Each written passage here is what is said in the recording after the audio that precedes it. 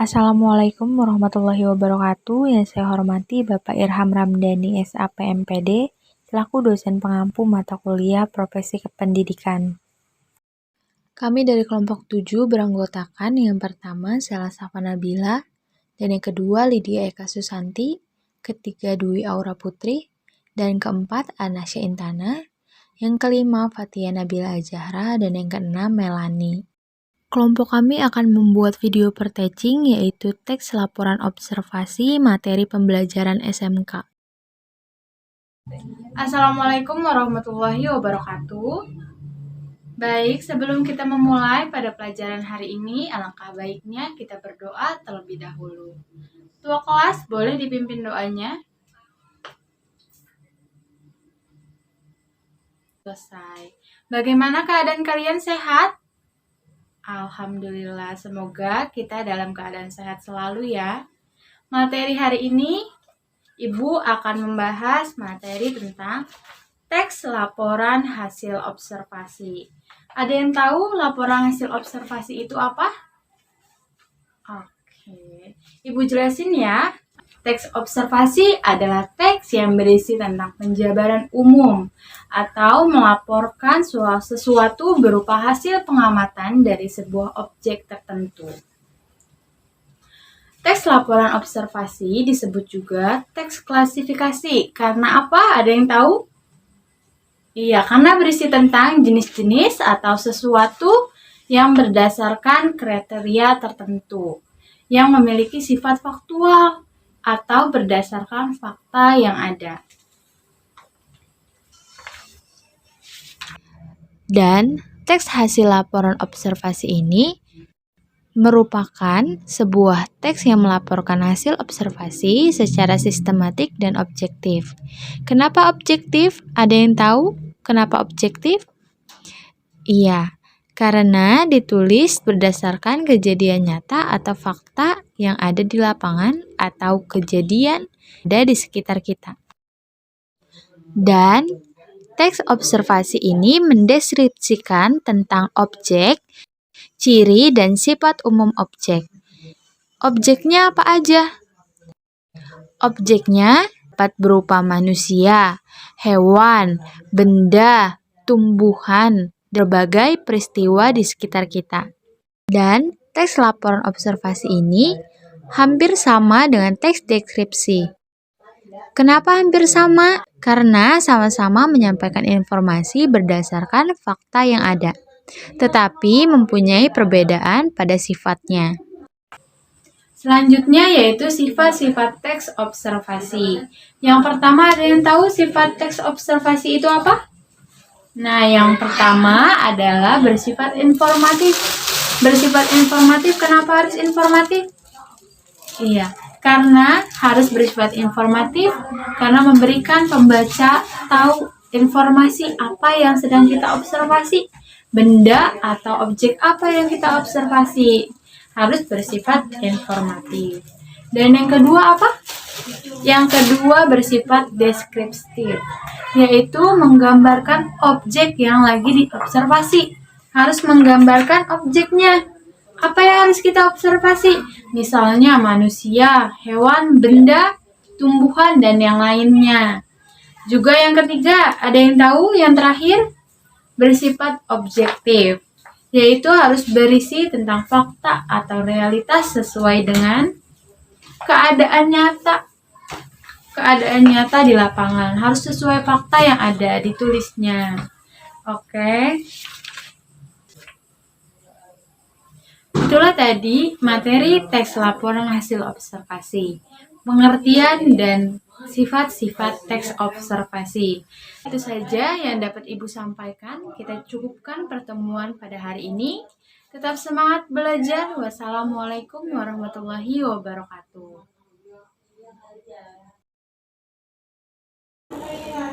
Selamat pagi semuanya.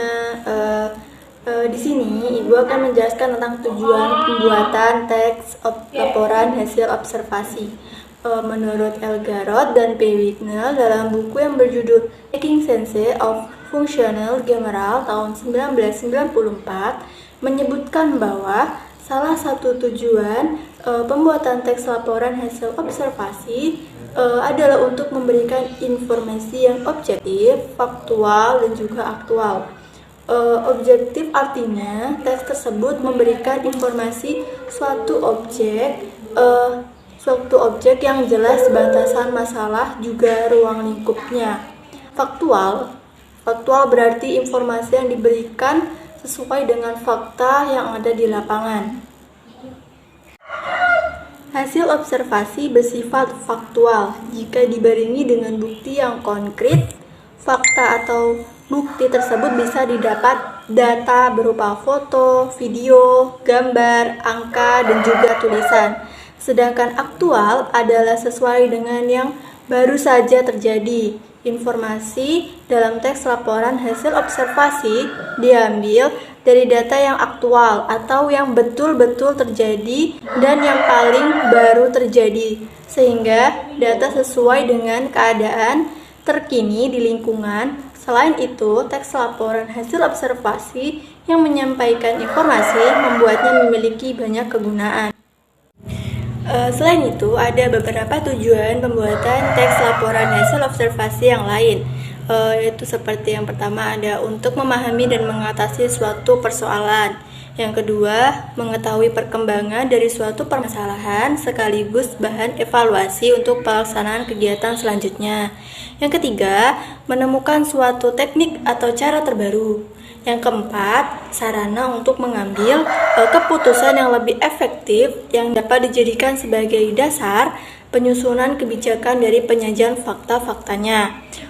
Kemudian yang selanjutnya melakukan pengawasan, dan yang terakhir sebagai data historis tentang pengembangan unit terkait dan lain-lain. Baik, selanjutnya dirangkum dari buku Bahasa Indonesia untuk SMP atau MTS kelas 7 oleh Haryanto. Berikut terdapat juga tujuan pembuatan teks laporan hasil observasi. Yang pertama, yaitu melakukan pengawasan atau supervisi untuk melakukan perbaikan. Yang kedua, mengambil keputusan yang lebih efektif berdasarkan hasil pengamatan yang dilakukan. Kemudian yang ketiga, yaitu menentukan suatu cara atau metode tertentu untuk mengatasi permasalahan yang ada berdasarkan hasil pengamatan. Kemudian yang terakhir, memberikan pemaparan yang benar. Baik, itu tadi adalah penjelasan dari tujuan pembuatan teks observasi. Ibu cukupkan materi untuk hari ini. Terima kasih dan selamat siang. Oke, pada hari ini Ibu akan menjelaskan fungsi teks laporan hasil observasi. Yang pertama, ada melaporkan tanggung jawab atas sebuah tugas dan kegiatan pengamatan. Yang kedua, ada menjelaskan dasar penyusunan kebijaksanaan, keputusan, dan pemecah masalah dalam pengamatan. Yang ketiga, sarana untuk pendokumentasian. Dan yang terakhir, sebagai sumber informasi terpercaya. Terima kasih. Assalamualaikum warahmatullahi wabarakatuh, anak-anak ibu yang ibu banggakan. Bagaimana kabarnya hari ini? Baik. Oke, kita langsung saja memulai pembelajaran hari ini. Untuk materi pembelajaran hari ini, ibu akan membahas tentang ciri-ciri dan contoh dari teks hasil laporan observasi. Oke, ada yang tahu di sini ciri-ciri teks hasil laporan observasi itu apa? Belum ya? Baik, ibu akan menjelaskannya. Ciri-ciri dari teks hasil laporan observasi itu ada 7. Yang pertama, memiliki sifat objektif, global, dan universal. Yang kedua, objek yang akan dibahas atau dibicarakan adalah objek tunggal. Yang ketiga, ditulis secara lengkap dan sempurna. Yang keempat, ditulis berdasarkan fakta sesuai dengan pengamatan yang telah dilakukan. Yang kelima, informasi teks adalah hasil penelitian terkini yang sudah terbukti kebenarannya. Yang keenam, tidak mengandung prasangka, dugaan, pemihakan yang menyimpang atau tidak tepat. Yang terakhir, saling berkaitan dengan hubungan berjenjang antara kelas dan subkelas yang terdapat di dalamnya. Jadi untuk ciri-ciri teks hasil observasi itu cuma ada 7. Gimana? Sudah pada mengerti? Jika sudah mengerti, Ibu akan melanjutkannya ke contoh teks hasil laporan observasi. Baik, Ibu akan melanjutkannya ya. Ada yang tahu hasil laporan observasi itu contohnya kayak gimana? Belum. Oke, Ibu akan membacakannya ya terlebih dahulu. Contoh teks hasil laporan dari observasi. Lidah buaya. Lidah buaya atau yang biasa disebut aloe vera merupakan sejenis tanaman berduri yang berasal dari daerah kering di benua Afrika. Atau biasanya di mana ya? Gurun-gurun pasir gitu. Tanaman lidah buaya ini telah dikenal dan digunakan sejak ribuan tahun yang lalu karena khasiat dan manfaatnya yang sangat-sangat luar biasa. Fakta sejarah yang ada menyebutkan bahwa bangsa Mesir kuno telah mengetahui manfaat lidah buaya sebagai tanaman kesehatan sejak 1500 sebelum Masehi.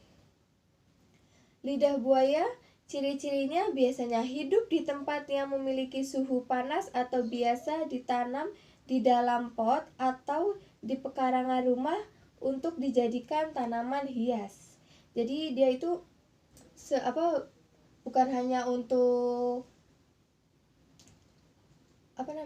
pengobatan, tapi dia juga bisa untuk tanaman hias karena bentuknya yang unik seperti kaktus misalnya. Bentuknya hampir sama seperti lidah buaya, cuma kalau lidah buaya manfaatnya itu bisa pengobatan, kalau kaktus sepertinya tidak. Oke, kita lanjut. Daunnya agak runcing berupa taji, tebal, pinggirannya bergerigi, dan berduri kecil. Permukaannya berbintik-bintik. Panjangnya mencapai 15-36 cm. Lebarnya 2-6 cm. Bunga bertangkai yang panjangnya mencapai 60-90 cm. Bunganya berwarna kuning kemerahan atau jingga misalnya. Dan lidah buaya ini biasanya ditemukan di Afrika sisi utara sampai Hindia Barat atau Hindia Barat maksudnya. Lidah buaya juga mempunyai banyak manfaat untuk manusia. Di antaranya dapat digunakan untuk perawatan rambut, perawatan kulit, mengobati luka bakar ringan, dan masih banyak lagi. Lidah buaya adalah tanaman serbaguna yang sudah dikenal khasiatnya sejak berabad-abad lalu. Lidah buaya atau sering disebut sebagai aloe vera menghasilkan dua bahan, yaitu ada gel dan getahnya yang biasanya digunakan dalam obat-obatan. Manfaat lidah buaya yang paling terkenal adalah sebagai pengobatan berbagai masalah kulit seperti luka bakar, terbakar matahari. Mungkin maksudnya terkena matahari kali ya. Terkena panasnya sinar matahari gitu. Terus iritasi dan gatal pada kulit. Beberapa orang juga menggunakan untuk mempercepat penyembuhan luka mungkin seperti iritasi kulit. Kalau tangannya misalnya alergi atau gimana. Oke, di India lidah buaya banyak dikonsumsi masyarakat sebagai makanan ringan harian dan sebagai kosmetik alaminya. Salah satu masalah rutin yang kerap menimpa manusia seperti komedo biasanya bisa diatasi dengan lidah buaya. Caranya pun cukup sederhana, hanya dengan mengupas lidah buaya dan ambil intinya yang berupa lendir tersebut. Caranya dengan membasuh lendir lidah buaya itu ke area komedo, misalnya ke hidung. Jadi digunakan di area hidung komedonya. Maksudnya lidah buayanya. Lidah buaya berkhasiat mengharuskan dan Oh, lidah buaya berkhasiat menghaluskan dan mempercepat proses penyembuhan kulit. Selain untuk penyembuhan, lidah buaya juga dapat memberikan kesegaran pada wajah. Tapi lidah buaya juga bisa dimakan, misalnya seperti nata de coco, itu kan ada yang dari lidah buaya. Oke, sekian materinya Ibu. Semoga kalian mengerti apa yang dimaksud dari ciri-ciri dan contoh dari teks hasil laporan observasi. Oke, sekian dari Ibu. Wassalamualaikum warahmatullahi wabarakatuh. Assalamualaikum, selamat pagi anak-anak. Bagaimana kabarnya? Alhamdulillah baik.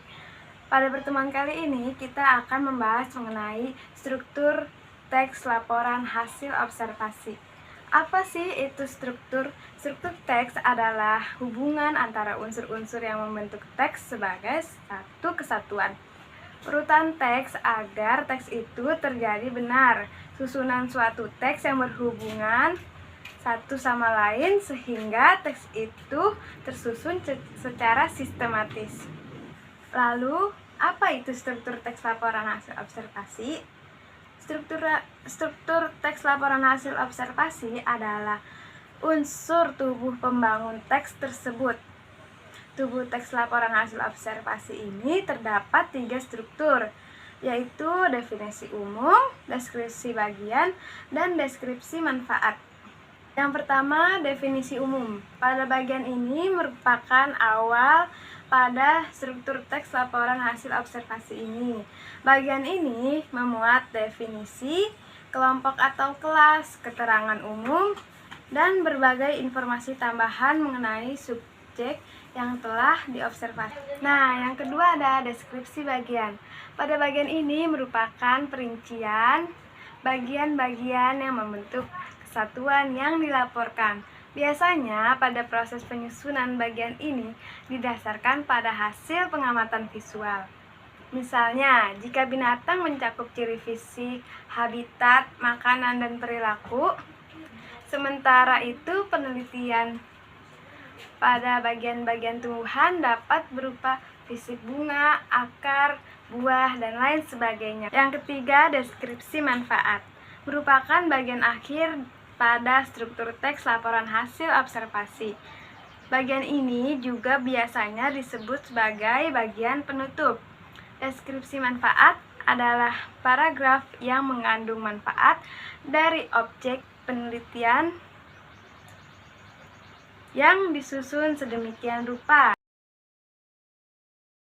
Assalamualaikum, selamat pagi anak-anak. Baiklah, untuk memulai pelajaran pada pagi hari ini, alangkah baiknya ketua kelas pimpin teman-temannya untuk baca doa.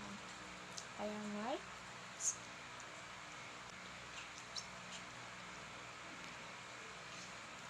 Alhamdulillah. Bagaimana kabarnya anak-anak? Sehat? Alhamdulillah. Ketua kelas gimana? Semuanya hadir? Oke. Anak-anak, sebelum Ibu memulai pelajaran pada pagi hari ini, Ibu mau nanya, apakah kalian masih ingat pelajaran yang minggu lalu Ibu sampaikan? Tentang apa? Iya, tentang struktur tes. Pintar, benar sekali. Baiklah, kita mulai saja ya pelajaran pada pagi hari ini. Kita membahas tentang teks kebahasaan. Unsur kebahasaan ada 10. Yang pertama, kalimat definisi. Yang kedua, kalimat deskripsi. Yang ketiga, kata hubung. Yang keempat, kata sifat. Ya, anak-anak. Yang kelima, kata benda. Yang keenam, kata kerja. Yang ketujuh, perubahan makna. Yang ke-8, kalimat simpleks. Yang ke-9, kalimat kompleks. Yang ke-10 adalah kata kajian. Pintar ya, tepuk tangan. Yang pertama akan Ibu bahas tentang kalimat definisi. Ada yang tahu kalimat definisi itu apa? Ayo, silahkan Dela. Iya, benar sekali Dela. Benar sekali, karena kalimat definisi itu adalah teks yang berisi penjelasan tentang suatu objek berdasarkan hasil pengamatan atau observasi. Tujuan dari kalimat definisi ini adalah memberikan penjelasan kepada pembaca agar tidak keliru memahami objek yang diobservasikan. Nah, ada beberapa kata kunci yang perlu kita ketahui, yang perlu kita ingat, yaitu apa aja? Ada yang tahu? Iya, benar. Yang pertama adalah, yang kedua merupakan, yang ketiga yakni, yang keempat yaitu. Ada yang mau kasih contohnya? Nanti ibu kasih poin plus untuk di akhir semester ini. Ayo silahkan. Ya, mau sidik? Oke, silahkan. Ya, bagus. Nah, contoh yang dari sidik kasih itu udah bagus, karena laptop adalah sebuah perangkat elektronik yang menjalankan sebuah sistem operasi yang dapat membantu manusia modern dalam menyelesaikan pekerjaannya atau keperluannya.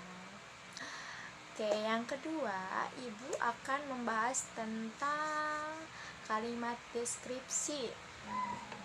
Ada yang tahu kalimat deskripsi itu apa? Ayo, kalimat deskripsi itu. Kalimat deskripsi adalah kalimat yang dapat berisi gambaran sifat-sifat benda yang dideskripsikan. Nah, sifat-sifat itu antara lain berupa ukuran kecil besar, terus tinggi rendah, warna merah, kuning, hijau, pelangi-pelangi, itulah pokoknya yang warna-warna, dan rasa manis, pahit, asam, sepet, datu ya, atau sifat-sifat fisik lainnya. Nah, ada yang mengasih contohnya yang tadi ibu sebutkan sifat-sifatnya. Ayo, siapa? Nanti ibu kasih poin plus lagi buat tambah-tambahan di akhir semester ini. Ya, silahkan Fauzan, apa? Ya, benar. Contohnya, harimau dapat mencapai tinggi 1,5 meter ya Fauzan, terus panjang 3,3 meter, dan berat 300 kg. Itu berupa sifat-sifat ukuran. Dan bulunya berwarna putih dan coklat keemas-emasan dengan belang atau loreng berwarna hitam. Itu sifat warna. Nah, teh itu berwarna coklat dan berasa manis. Nah, ini termasuk dalam sifat-sifat warna dan ukuran. Oke? Perbedaan antara kalimat deskripsi tidak dapat dibalik seperti kalimat definisi. Kalimat deskripsi berisi gambaran sifat-sifat yang dimiliki oleh benda yang dideskripsikan. Yang ketiga, yang ketiga yaitu kalimat simpleks. Kalimat simpleks adalah kalimat yang hanya terdiri atas satu verba utama yang menggambarkan aksi, peristiwa, atau keadaan. Kalimat simpleks yang sesungguhnya sama dengan kalimat tunggal. Pada contoh ini yang dimaksud verba utama adalah membaca. Verba tinggal pada unsur subjek dianggap bukan verba utama. Kalimat tersebut mempunyai satu struktur, yaitu subjek, predikat, dan keterangan tempat.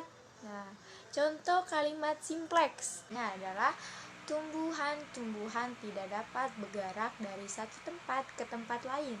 Oke, yang keempat adalah kalimat kompleks. Kalimat kompleks adalah kalimat yang terdiri atas lebih dari satu aksi, peristiwa, dan keadaan sehingga mempunyai lebih dari satu verba utama dalam lebih satu struktur. Kalimat kompleks dibagi menjadi dua. Apa aja? Ada yang tahu? Iya, kalimat kompleks parataktik dan kalimat kompleks hipotektik. Contohnya, ada yang mau ngasih contohnya?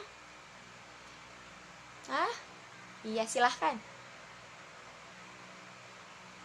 Iya, benar sekali. Contohnya adalah benda di dunia dapat dikelompokkan atas persamaan dan perbedaan. Yang kelima adalah kata hubung.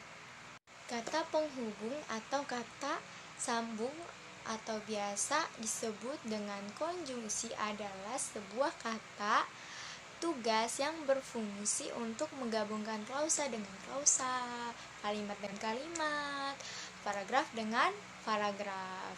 Kata penghubung terbagi menjadi berapa ya anak-anak? Siapa yang tahu? Iya, benar. Jadi 16. Yang pertama adalah kata penghubung aditif atau gabungan. Yang kedua, kata penghubung waktu. Yang ketiga, kata penghubung pertentangan. Yang keempat, kata penghubung pilihan. Yang keempat, yang kelima, kata penghubung tujuan. Yang keenam, kata penghubung sebab. Yang ketujuh, kata penghubung akibat. Yang ke-8, kata penghubung urutan. Yang ke-9, kata penghubung syarat. Yang ke-10, kata penghubung tak bersyarat. Yang ke-11, kata penghubung perbandingan. Yang ke-12, kata penghubung pembenaran. Yang ke-13, kata penghubung korelatif. Yang ke-14, kata penghubung penegasan. Yang ke-15, kata penghubung pembatasan. Yang ke-16, kata penghubung penjelasan. Nah, dari yang Ibu sebutkan tadi, yang ke-16 tersebut, ayo Ibu kasih waktu untuk memberikan contohnya dari salah satu 16 tadi ya. Ayo silahkan.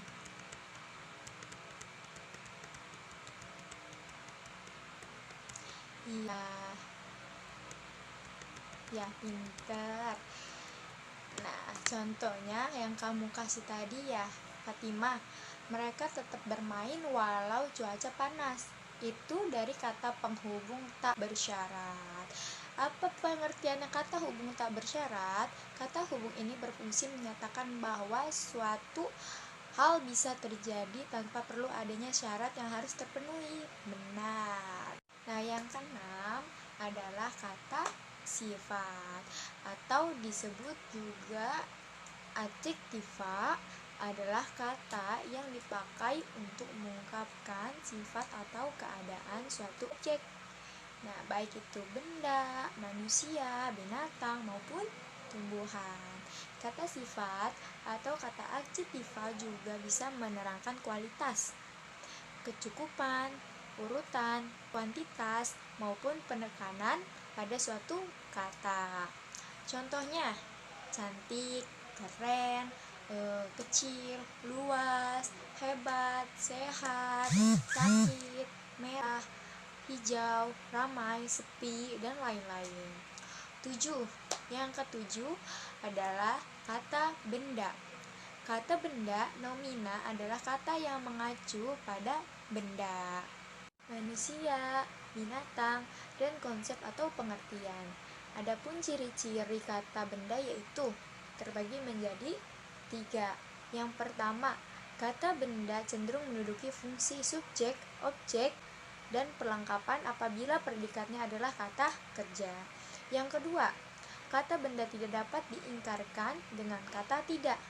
Pengingkarnya adalah kata bukan. Yang ketiga, kata benda biasanya diikuti oleh kata sifat, baik langsung maupun dengan kata hubung yang. Oke, sekarang Ibu akan menjelaskan jenis-jenis kata benda. Yang pertama yaitu kata benda dasar, yang kedua kata benda turunan.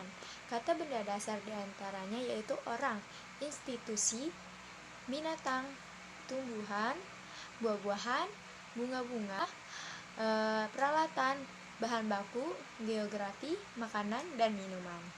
Kata benda dasar yang kemudian diklarifikasikan menjadi nama diri, nama kerabatan, nama ganti, nama jabatan, dan nama gelar dan pangkat.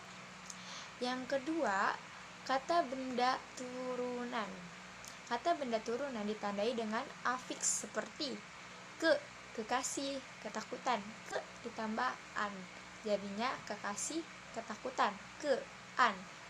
Yang kedua, tersangka, terduga. Yang ketiga, peninju, penulis. Nah, adapun contoh kata benda dalam sebuah kalimat. Ada yang mau bikin contoh kata benda dalam sebuah kalimatnya? Ayo, Ibu tunggu, silahkan. Yang mau, angkat tangan. Iya, silahkan Andrew. Benar. Contohnya, saya membeli 1 kilo mangga di pasar. Arman memiliki kekasih yang sangat cantik dan pintar. Bakso berbentuk bulat dan memiliki rasa yang lezat. Nah, yang ke-8, mari kita bahas yang ke-8 adalah kata kerja. Pengertian dari kata kerja atau verba adalah sebuah kata yang menyatakan perbuatan atau kegiatan secara sederhana. Kata kerja ini dapat dipahami sebagai kata-kata yang makna untuk melakukan suatu perubahan, misalnya saja seperti kata berlari yang menunjukkan adanya kegiatan berlari ya Nana ya.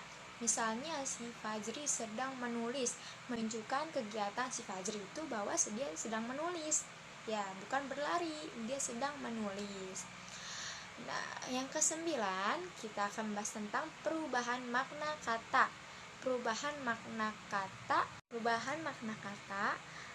yang itu terbagi menjadi 6. Yang pertama, meluas, generalisasi, yaitu generalisasi adalah proses pergeseran makna yang menyebabkan makna yang baru menjadi lebih luas jika dibandingkan makna sebelumnya. Yang kedua, penyempitan atau spesialisasi. Spesialisasi adalah proses pergeseran makna yang menyebabkan makna yang baru menjadi lebih sempit jika dibandingkan makna sebelumnya. Berbeda ya dibandingkan meluas atau penyempitan. Yang ketiga, membaik atau ameliorasi. Ameliorasi adalah proses pergeseran makna yang menyebabkan makna yang baru dirasakan lebih baik atau lebih tinggi jika dibandingkan makna sebelumnya. Dan yang keempat, memburuk atau peorasi. Peorasi adalah proses pergeseran makna yang menyebabkan makna yang baru dirasakan lebih buruk, lebih rendah jika dibandingkan makna sebelumnya. Ya, contohnya kata dulunya nih ya, kata dulunya pergi, kata sekarang kabur. Kata dulu hamil, kata sekarang bunting. Nah, yang kelima, persamaan sifat atau asosiasi. Asosiasi adalah proses pergeseran makna secara kiasan. Contohnya, kata amplop, makna sebenarnya tempat surat, surat, tempat surat. Makna kiasannya uang sogokan. Yang keenam, terakhir ya. Yang keenam, pertukaran tanggapan. Iya, atau disebut apa? Anak-anak, iya. Sinestesia. Sinestesia itu apa? Sinestesia adalah proses pergeseran makna yang berkaitan dengan konteks alat indera sebagai penerimanya. Kata manis, indera pertama, perasa. Indera kedua, penglihatan. Contoh kalimat, gadis desa itu manis sekali. Contoh keduanya, katanya pedas. Indera yang pertama, perasa. Indera kedua, pendengaran. Contoh kalimatnya, perkataannya sangat pedas di telinga. Oke. Nah, yang ke-10 adalah kata istilah atau kajian. Berbeda dengan kata populer, kata kajian merupakan suatu kata arti atau maknanya yang harus ditelaah lebih lanjut lagi karena tidak bisa langsung dipahami oleh semua orang. Jika tak populer digunakan dalam kehidupan sehari-hari, kata kajian lebih sering digunakan dalam suatu kegiatan ilmiah. Kata kajian hanya dapat dipahami oleh orang-orang tertentu seperti pelajar, ilmuwan, dan cendekiawan dalam bidangnya masing-masing. Oke? Misalnya, di dalam setiap organisme terdapat unit struktural dan fungsional yang membantu organisme tersebut dalam melakukan berbagai aktivitasnya. Kata organisme merupakan kata kajian loh. Karena kenapa? Karena makna dari kata tersebut harus ditelaah lebih lanjut agar bisa dipahami. Organisme sendiri merupakan suatu istilah yang biasanya digunakan oleh para ahli biologi untuk menggambarkan makhluk hidupnya. Nah, pembahasan kita hari ini sudah selesai, anak-anak. Mungkin kita akan lanjutkan di minggu depan. Cukup sampai di sini pertemuan kita. Ibu akhiri. Wassalamualaikum warahmatullahi wabarakatuh. Dadah, see you.